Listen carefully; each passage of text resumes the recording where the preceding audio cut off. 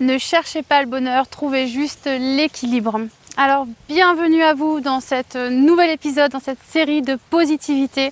Au rendez-vous, le soleil est toujours là, il brille dans vos têtes, dans votre cœur, plein de chaleur à vous. J'espère que vous êtes bien installés, un bon café, une bonne tasse de thé, le petit cookie qui va bien.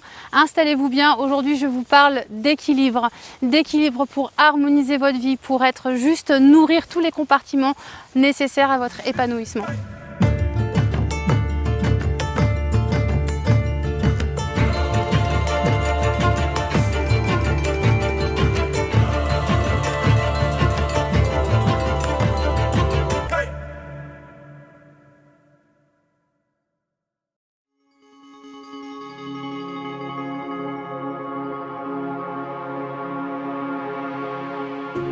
Alors au fil de tous les épisodes précédents, je vous ai parlé comme ça de différents éléments que vous pouvez vous approprier dans votre quotidien pour justement plus de sérénité, plus de confiance en vous, plus de lâcher prise, plus tout simplement d'harmonie. Et ce que je voulais partager avec vous dans tout ça, c'est vraiment l'équilibre global de tous ces compartiments, de toutes ces choses en fait qu'il est intéressant de nourrir. Et voilà ce que je veux aborder avec vous aujourd'hui dans ce sujet sur être en équilibre. En équilibre, pourquoi aussi? Parce que la vie est une question d'équilibre. Quand on parle d'équilibre environnemental, on parle de choses, il faut de tout en fait, hein. Suffisamment d'eau mais pas trop, suffisamment de soleil mais pas trop, peu importe. Il y a de l'équilibre dans tout, dans votre milieu intérieur. On parle d'homéostasie, hein, pour que les cellules comme ça fonctionnent parfaitement bien. Il faut l'équilibre des minéraux, etc. pour que tout soit fluide et que la vie fonctionne à merveille. De même, l'expérience aussi sportive m'a bien apprise que globalement, ni trop ni trop peu, c'est-à-dire que l'excès était toujours l'ennemi du bien. Peu importe de quoi on parle, que ce soit de sport, de régime alimentaire, d'investissement dans une passion ou dans un job, peu importe nos croyances et l'énergie qu'on y met, dès lors que c'est trop, eh bien c'est forcément, on crée un déséquilibre et du coup on peut favoriser un terrain, on va dire, déséquilibré, c'est vraiment le cas.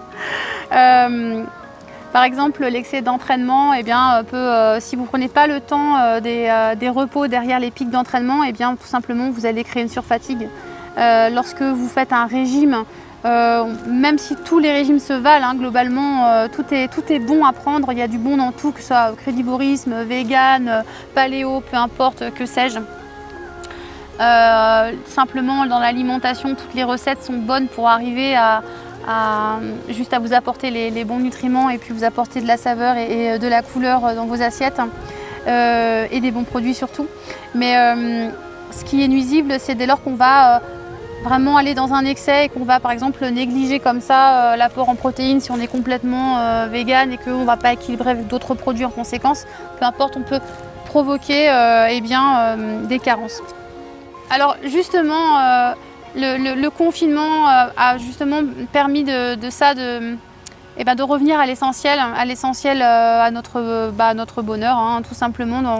Il nous a permis de prendre conscience, s'il en fallait, que prendre soin de ses proches c'était important, que le relationnel, les liens que l'on tisse avec les autres nous nourrissent aussi, hein, sont importants. On a vu qu'être isolé, pour ceux qui ont vécu le confinement tout seul, c'est pas forcément quelque chose de facile en tout cas. Et ça prouve bien qu'on a ce besoin comme ça d'entretenir des relations aux autres, que ça contribue justement à notre équilibre, que prendre soin de ses proches, les chérir, leur apporter de l'attention, ça construit aussi tout simplement notre environnement familial. Et puis à l'intérieur de nous, une espèce de paix comme ça, on crée comme ça son petit cocon. Un autre aspect fondamental qui participe à votre bien-être et à votre équilibre au quotidien, c'est votre ancrage.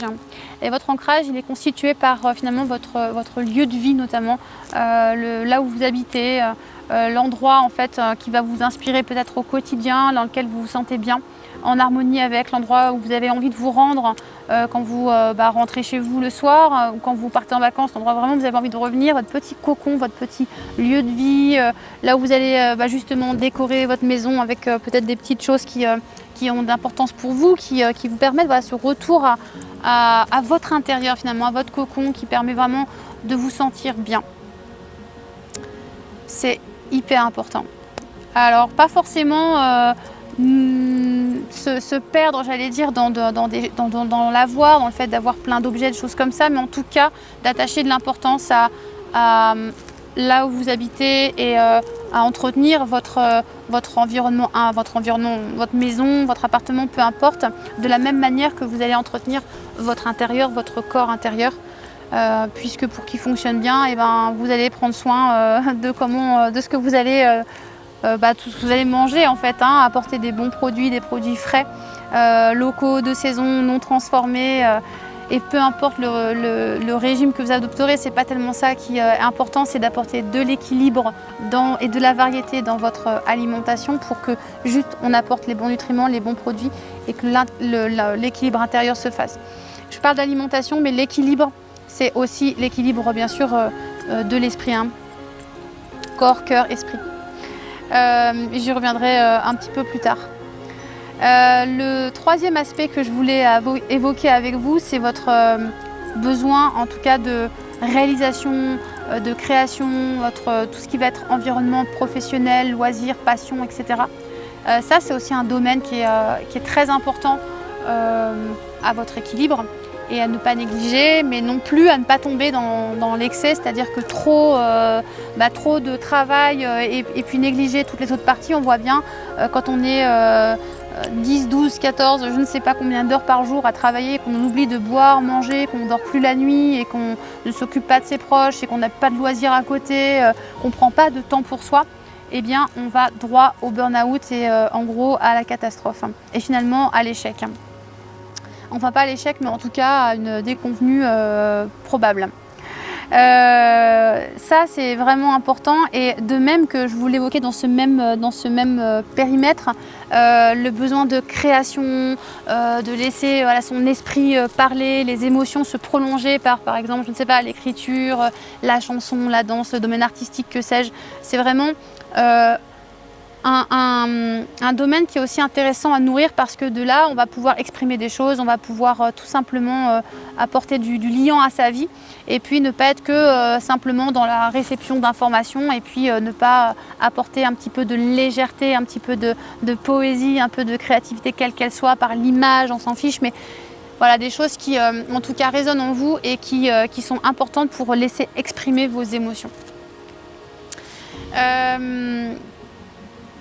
Voilà le troisième aspect. Et le dernier aspect que je voulais évoquer avec vous, c'est vraiment l'ouverture à la spiritualité, à la foi, à ce en quoi vous croyez, en tout cas, à une partie en tout cas qui vous ouvre au monde, et puis surtout qui vous ouvre à vous-même. En fait, c'est considérer que aussi vous êtes la personne la plus importante de votre vie, et c'est pas du tout égoïste de dire ça. C'est vraiment une prise de conscience que tout simplement, si vous ne vous accordez pas du temps et de l'amour pour vous-même, qui le fera.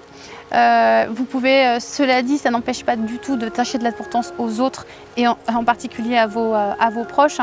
C'est juste que vous accordez du temps pour vous-même, des moments off, de sieste, que sais-je, même de bien-être, de massage, de ce que vous aimez en fait, des choses qui vous permettent de vous retrouver en fait, de faire de l'espace dans les pensées, de vous poser là.